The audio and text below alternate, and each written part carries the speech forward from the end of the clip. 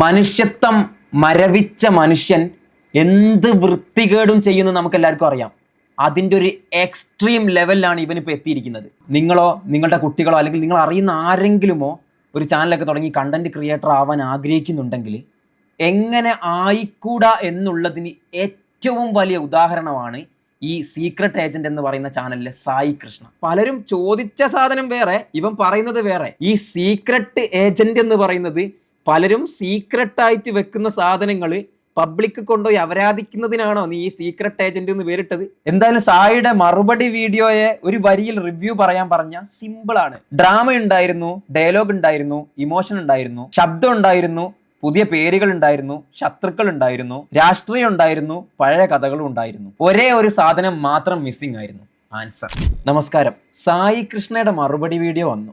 ഞാൻ ഈ മറുപടി വീഡിയോ വന്നപ്പോൾ ഞാൻ അതിൽ വലിയെന്തോ സംഭവം ഉണ്ട്, അങ്ങോട്ട് മറയ്ക്കാനുള്ള സാധനമെന്ന് വിചാരിച്ച് പോയി കണ്ടു നോക്കിയപ്പോൾ എനിക്ക് തന്നെ സഹതാപം തോന്നി.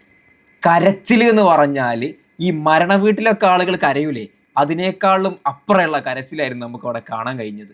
അത്രയും തരം താഴ്ന്ന ഒരു പരിപാടി കാണിച്ചു വെച്ചിട്ട് വന്ന് മാപ്പ് പറഞ്ഞ് ഒഴിവാക്കേണ്ടതിന് പകരം 28 മിനിറ്റ് വന്ന് ഒലിപ്പിച്ചങ്ങോട്ട് മെഴുകിയിരിക്കുന്നു. കുറച്ച് രാഷ്ട്രീയം, കുറച്ച് ശത്രുക്കൾ, കുറച്ച് പഴയ കഥകൾ, കുറച്ച് ഇമോഷണൽ ഡയലോഗുകൾ, കുറച്ച് കൂടുതൽ അസഭ്യ വാക്കുകൾ എല്ലാം ഉണ്ടായിരുന്നു. പക്ഷേ ഞാനടക്കം പലരും ചോദിച്ചിട്ടുള്ള ചോദ്യത്തിൻ്റെ മറുപടി മാത്രം എവിടെയോ മിസ്സായിപ്പോയി. കഴിഞ്ഞ വീഡിയോയിൽ പറഞ്ഞത് വളരെ സിമ്പിളായിട്ടുള്ള ഒരു കാര്യമാണ്. ബ്ലോഗറുടെ വ്യക്തി ജീവിതത്തിൽ വളരെ സെൻസിറ്റീവ് ആയിട്ടുള്ളൊരു സംഭവം നടക്കുന്നു.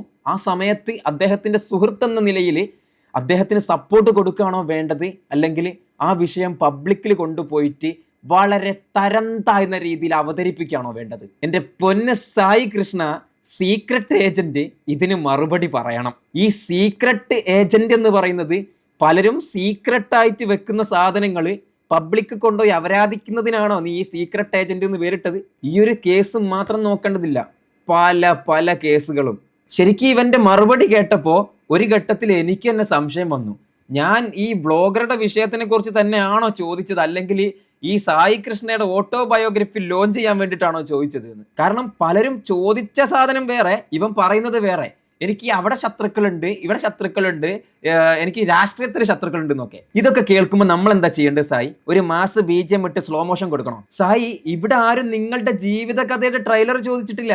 നിങ്ങൾക്ക് എത്ര ശത്രുക്കൾ ഉണ്ടെന്ന സെൻസസ് എടുക്കാനും ആരും ഇവിടെ വന്നിട്ടില്ല. ചോദ്യം ഇപ്പോഴും വളരെ സിമ്പിളാണ്.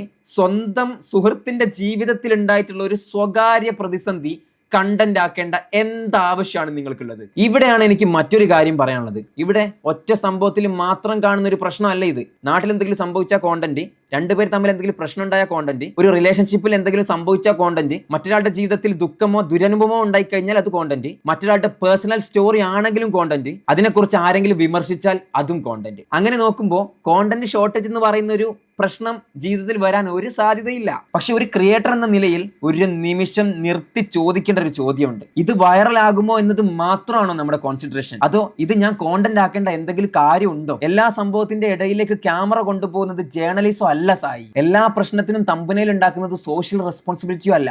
നീ പറഞ്ഞില്ലേ നിനക്ക് മോളിൽ നിന്ന് പ്രഷർ വരുമെന്ന്?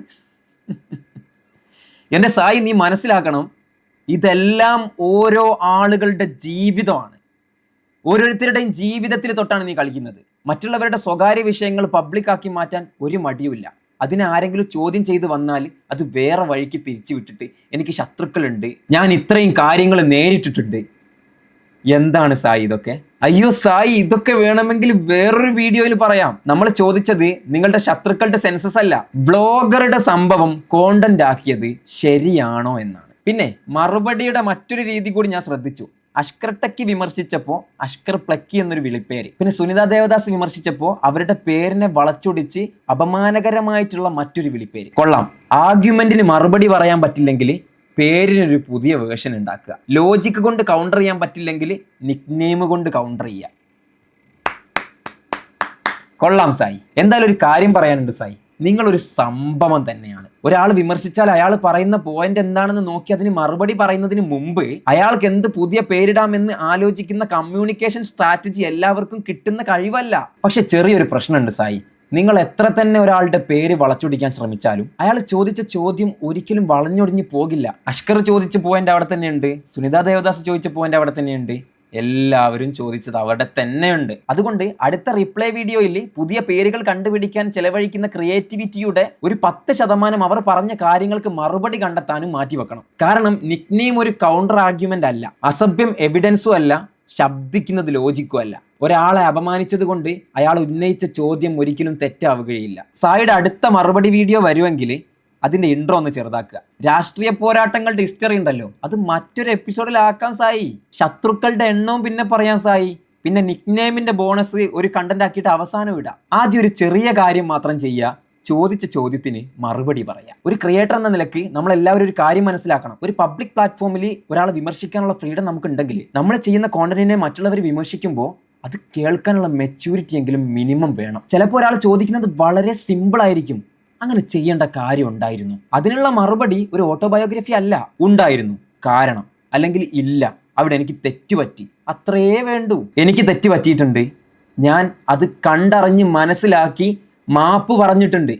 അല്ലാതെ അവിടെ വന്നിട്ട് 28 മിനിറ്റും 48 മിനിറ്റും വന്നിരുന്ന് കരഞ്ഞൊലിപ്പിച്ച് വെളുപ്പിച്ചിട്ടില്ല. അതുകൊണ്ട് സായി കൃഷ്ണയോട് എനിക്ക് വ്യക്തിപരമായി പറയാനുള്ളത് ഒന്നുമില്ല. വ്യക്തിയേക്കാൾ ഞാനിവിടെ വിമർശിക്കുന്നത് ഒരു കോണ്ടന്റ് കൾച്ചറാണ്. മറ്റൊരാളുടെ സ്വകാര്യ ജീവിതം പോലും ഒരു തമ്പനിൽ ഓപ്പർച്യൂണിറ്റി ആയി കാണുന്ന ഒരു കോണ്ടന്റ് കൾച്ചർ. അതിനെ ചോദ്യം ചെയ്യുമ്പോൾ രാഷ്ട്രീയം വലിച്ചിട്ടുകൊണ്ടും അസഭ്യം പറഞ്ഞുകൊണ്ടും വിഷയം മാറ്റുന്ന രീതി. എന്തായാലും സായിയുടെ മറുപടി വീഡിയോയെ ഒരു വരിയിൽ റിവ്യൂ പറയാൻ പറഞ്ഞ സിമ്പിളാണ്. ഡ്രാമ ഉണ്ടായിരുന്നു, ഡയലോഗ് ഉണ്ടായിരുന്നു, ഇമോഷൻ ഉണ്ടായിരുന്നു, ശബ്ദം ഉണ്ടായിരുന്നു, പുതിയ പേരുകൾ ഉണ്ടായിരുന്നു, ശത്രുക്കൾ ഉണ്ടായിരുന്നു, രാഷ്ട്രീയം ഉണ്ടായിരുന്നു, പഴയ കഥകളും ഉണ്ടായിരുന്നു. ഒരേ ഒരു സാധനം മാത്രം മിസ്സിംഗ് ആയിരുന്നു, ആൻസർ. എന്തായാലും ഒരു കാര്യം കൂടെ പറയാം. നിങ്ങളോ നിങ്ങളുടെ കുട്ടികളോ അല്ലെങ്കിൽ നിങ്ങൾ അറിയുന്ന ആരെങ്കിലുമോ ഒരു ചാനലൊക്കെ തുടങ്ങി കണ്ടന്റ് ക്രിയേറ്റർ ആവാൻ ആഗ്രഹിക്കുന്നുണ്ടെങ്കിൽ എങ്ങനെ ആയിക്കൂടാ എന്നുള്ളതിന് ഏറ്റവും വലിയ ഉദാഹരണമാണ് ഈ സീക്രട്ട് ഏജന്റ് എന്ന് പറയുന്ന ചാനലിലെ സായി കൃഷ്ണ. ഒരു മനുഷ്യന്റെ ഏറ്റവും അത്തപ്പതിച്ച അവസ്ഥയാണ് കുറച്ച് കാലങ്ങളായിട്ട് ഇയാളുടെ ചാനലിലൂടെ കാണാൻ കഴിയുന്നത്.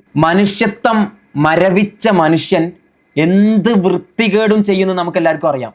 അതിൻ്റെ ഒരു എക്സ്ട്രീം ലെവലിലാണ് ഇവനിപ്പോൾ എത്തിയിരിക്കുന്നത്. ഒരുപക്ഷെ ഇയാളെ നിയമ നടപടിക്ക് വിധേയമാക്കുക അല്ലെങ്കിൽ ഇയാൾക്ക് വേണ്ട മാനസിക ചികിത്സ കൊടുക്കുക എന്നുള്ളത് സമൂഹത്തിൻ്റെ ഒരു കടമയായിട്ട് മാറിയിരിക്കുകയാണ്.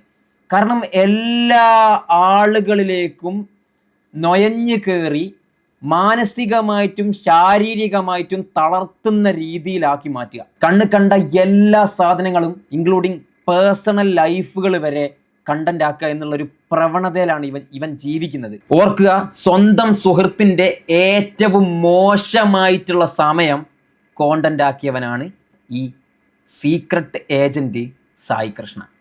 Thanks for watching. പുതിയ വീഡിയോ ആയിട്ട് കാണാം. ബൈ.